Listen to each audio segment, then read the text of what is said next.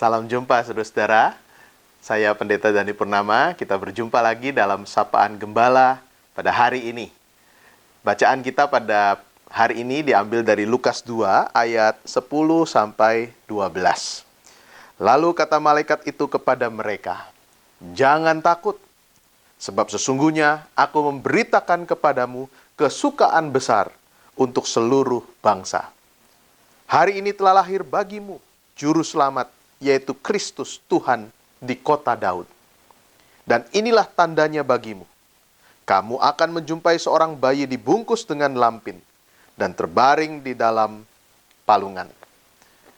Saudara-saudara, diceritakan Sally baru berumur 8 tahun ketika ia mendapat kabar bahwa adiknya, adik satu-satunya, adik laki-laki bernama Georgie, sakit keras. Dan dia mendengar percakapan ayah dan ibunya satu malam.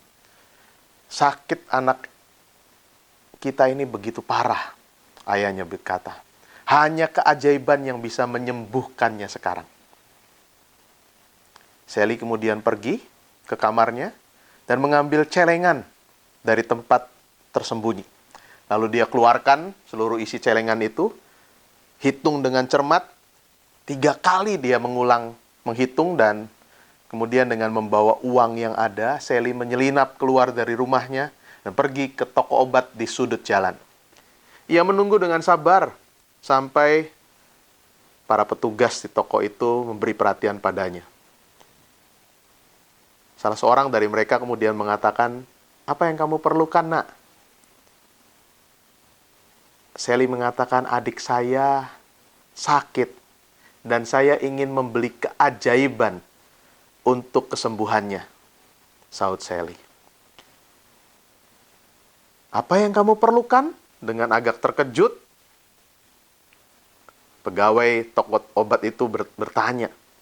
Sekali lagi Sally mengatakan, ayah saya butuh keajaiban untuk menyembuhkan adik saya sekarang. Jadi berapa harga keajaiban itu?" Pegawai toko itu kemudian mengatakan, "Maaf Nak, kami tidak menjual keajaiban di toko kami. Saya tidak bisa menolongmu."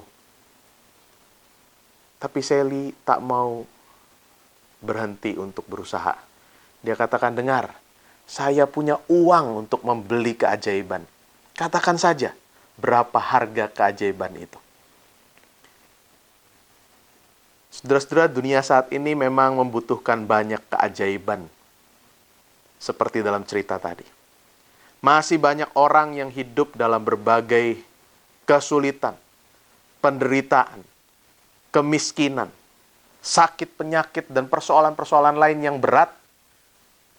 Apalagi ditambah dengan situasi pandemi COVID-19 yang sudah berbulan-bulan ini kita jalani. Hidup menjadi begitu berat dan menyakitkan. Nah, di tengah keadaan itu, pesan Natal datang kepada kita tahun ini. Dulu rasanya yang namanya keajaiban itu lebih sering terjadi, lebih sering kita lihat, lebih sering kita dengar, karena hati manusia masih dipenuhi kasih, masih dipenuhi kepedulian kepada sesama.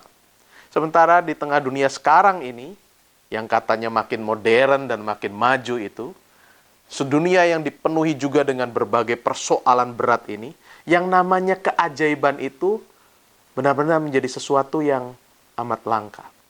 Kenapa? Karena mungkin yang namanya manusia modern sekarang ini menjelma menjadi homo economicus, makhluk ekonomis yang perilakunya ketika berelasi dengan yang lain dipengaruhi prinsip untung rugi, memaksimalisasi keuntungan dan meminimalisasi pengorbanan. Akhirnya, kita didorong untuk berebut, bertarung adu kekuatan dengan sesama kita. Makin banyak orang yang akhirnya tidak peduli pada kepentingan sesama, menjadi begitu egois dan selalu berusaha memperoleh apa yang diinginkannya tanpa peduli orang lain. Nah, saudara-saudara, sekarang mari kita perhatikan apa yang terjadi dalam hidup Yusuf dan Maria sebelum Yesus lahir. Hidup ini tentu terasa menyakitkan bagi Yusuf Kenapa? Karena Maria tunangannya hamil sebelum mereka menjadi suami istri. Pasti tidak mudah buat seorang Yusuf untuk menerima kenyataan seperti itu, bukan? Sementara buat Maria, hidup ini juga pasti menyakitkan karena di masa mudanya ia harus juga mengalami sesuatu yang berat. Hamil sebelum dia dinikahi oleh Yusuf. Hamil bukan karena salahnya, tapi karena memang Tuhan punya kehendak dan rencana yang butuh keterlibatan dan pengorbanan Maria. Kisah soal susahnya hidup ini berlanjut ketika kemudian mereka harus menempuh perjalanan yang jauh dari daerah Galilea di utara menuju ke Bethlehem di selatan. Tentu tidak mudah bagi seorang perempuan yang sedang hamil, bahkan ini hamil tua, untuk melakukan perjalanan jauh dan panjang pada masa itu. Tapi itu harus dilakukan. Karena ini perintah Kaisar Agustus. Nah, rangkaian sakit dan pedihnya kehidupan itu berlanjut kala mereka tidak mendapatkan tempat penginapan di Bethlehem. Apa benar karena tidak ada lagi kamar? Yang terjadi bukan tidak ada kamar kosong di Bethlehem malam itu tampaknya.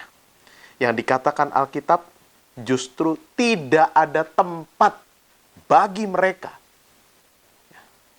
Jadi mungkin kamar kosong sih ada, cuma buat Yusuf dan Maria tidak ada tempat bagi mereka. Hal ini bisa dimengerti kalau dalam kondisi saat itu mungkin sang pemilik penginapan menjadi homo economicus. Pikir untung rugi.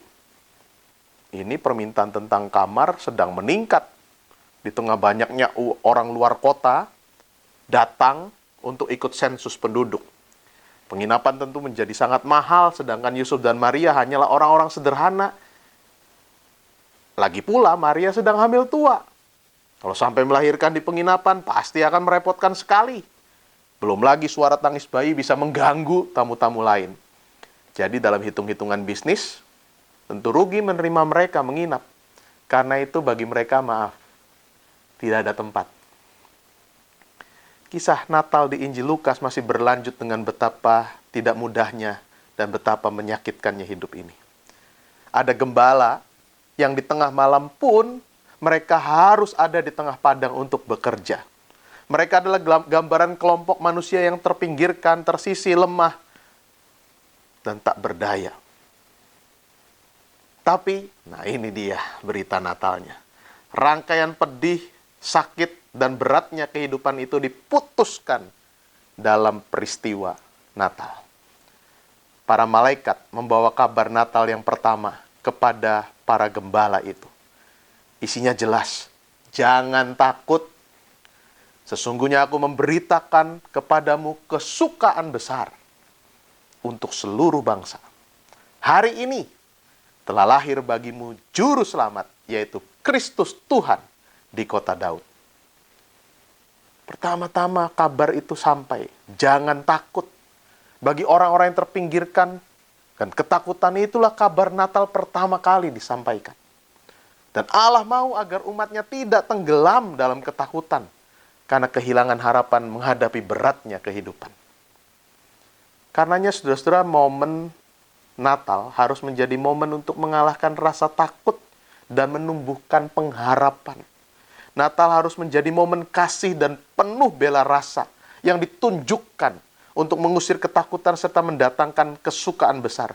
Bukan hanya buat diri kita, bukan hanya buat keluarga kita sendiri, tapi juga buat sekeliling kita.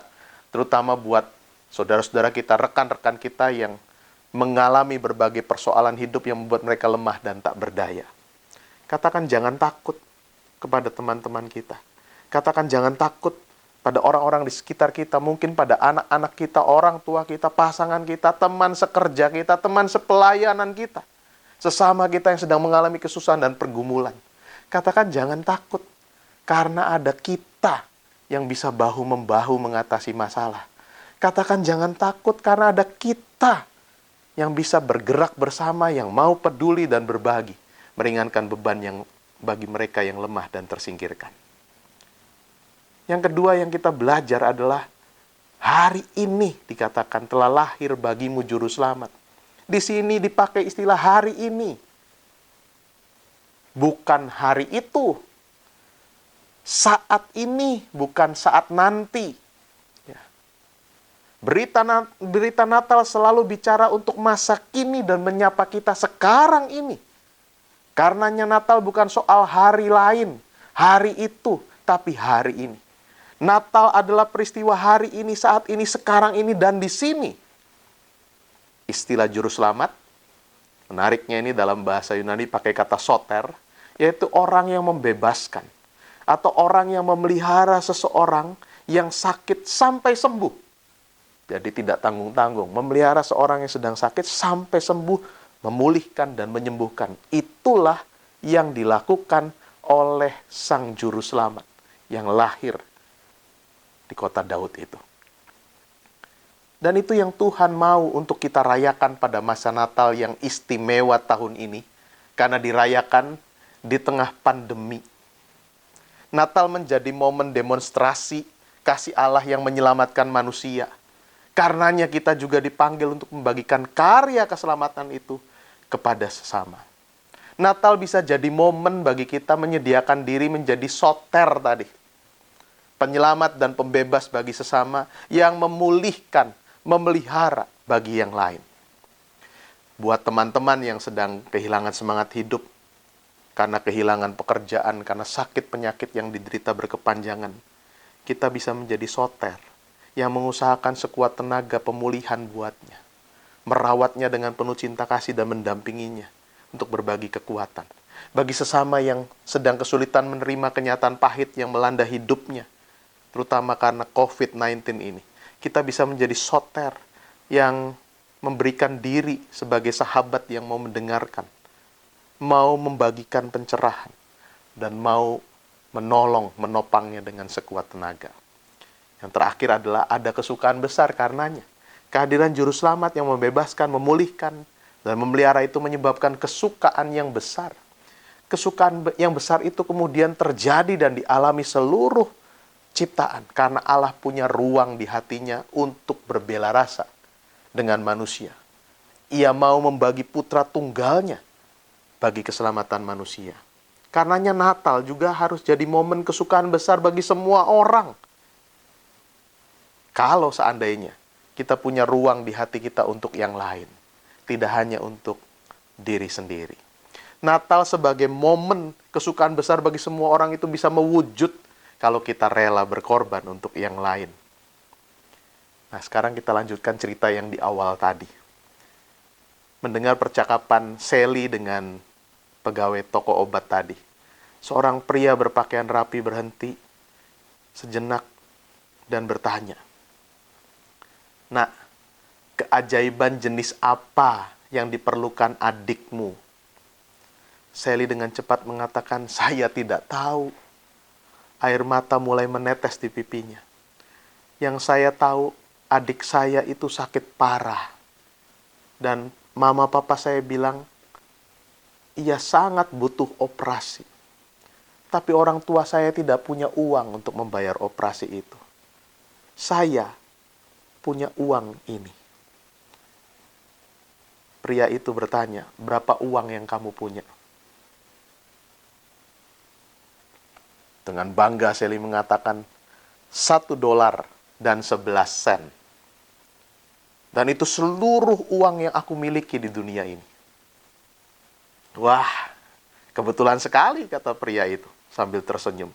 $1 dan 11 sen, harga yang tepat untuk membeli keajaiban yang dapat menolong adikmu.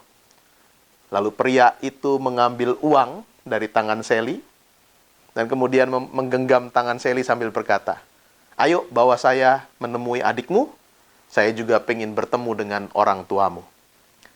Pria itu ternyata adalah Dr.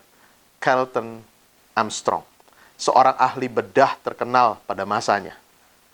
Operasi kemudian dilakukan tanpa biaya, dan tidak lama kemudian Georgie, adik dari Sally ini, dapat kembali ke rumah dengan keadaan yang semakin kuat dan pulih. Kedua orang Sally sangat bahagia mendapatkan keajaiban itu. Mereka berkata, Operasi itu adalah sebuah keajaiban. Saya tidak tahu dan tidak dapat membayangkan berapa harganya. Sally tersenyum. Dia tahu secara pasti berapa harga keajaiban itu. $1 dan 11 sen. Ditambah dengan dorongan cinta kasih seorang kakak dan kepedulian seorang dokter untuk berbagi. Saudara-saudara, Natal terjadi karena Allah kita tidak hitung-hitungan untung rugi untuk menolong manusia. Kalau dia menjadi Deus Economicus, Tuhan yang berprinsip ekonomis, pastilah dia tidak akan mengutus putra tunggalnya untuk lahir di antara manusia. Rugi besar.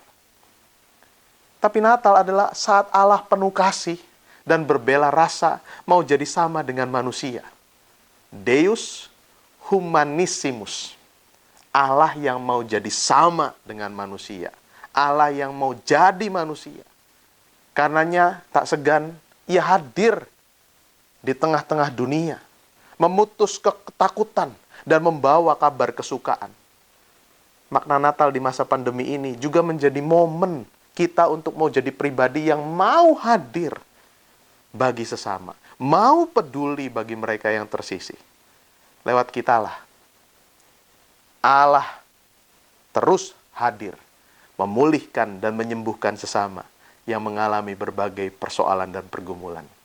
Sehingga kita bisa berkata kepada mereka, jangan takut, ada kesukaan besar bagimu.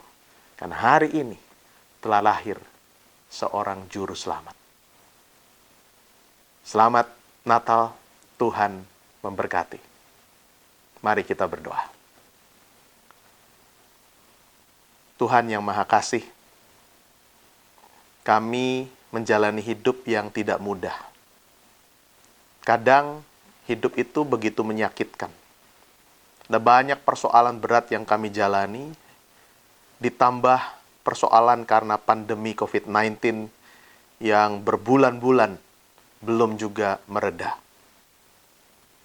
Di sana-sini hidup menjadi begitu menyakitkan. Tapi kami tahu juga bahwa Tuhan tidak tinggal diam. Peristiwa Natal adalah peristiwa di mana Allah mau campur tangan untuk kebaikan kami manusia. Dan karenanya momen Natal ini kembali memberi kepada kami kekuatan dan pengharapan bahwa Allah yang sama juga mau hadir menjadi sama dengan kami manusia. Allah yang mau memulihkan, memberikan kekuatan, dan berkarya begitu rupa, memakai banyak orang, banyak sarana, untuk mendatangkan kebaikan bagi umatnya. Karenanya, gerakanlah kami juga untuk menjadi alat kehadiran Tuhan buat yang lain. Alat kehadiran Tuhan yang memulihkan, menopang, dan menunjukkan cinta kasih buat mereka yang membutuhkan. Terima kasih untuk perenungan pada hari ini. Dan biarlah kami menyambut Natal yang istimewa di tahun 2020 ini dengan semangat untuk mengusir ketakutan dan mengalami kesukaan besar, berbagi sukacita dengan sesama kami. Dalam nama Tuhan kami Yesus Kristus kami naikkan doa kami. Amin.